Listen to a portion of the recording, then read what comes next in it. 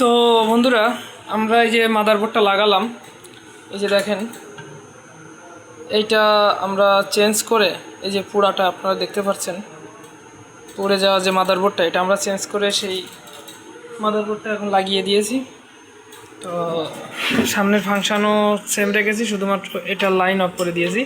তো আমরা একটু আপনাদেরকে দেখাবো এটা কত সুন্দর সিলিং চলে এবং আপনার ফ্যান রেগুলেটর কাটবে না এগুলো।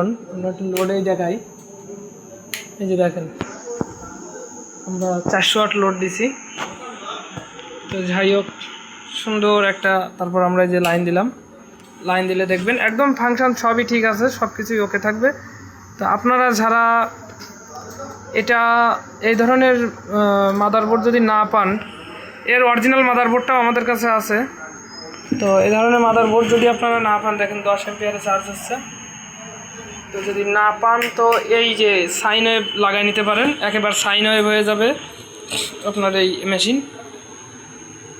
তো এই ধরনের কাজ করার জন্য আমাদের লোকেশনে আপনাদের মেশিন পাঠাবেন। আমরা সব কোম্পানিরই মেশিন রিপেয়ার করি, আপনারা জানেন, আমি আগেও ভিডিও দিয়েছি।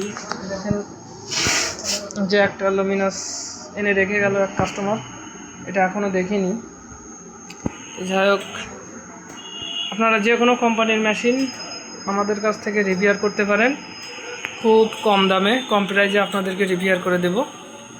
তো দেখেন আপনার এখানে আপনার চার্জ হয়ে গেছে। তো সবাই ভালো থাকবেন।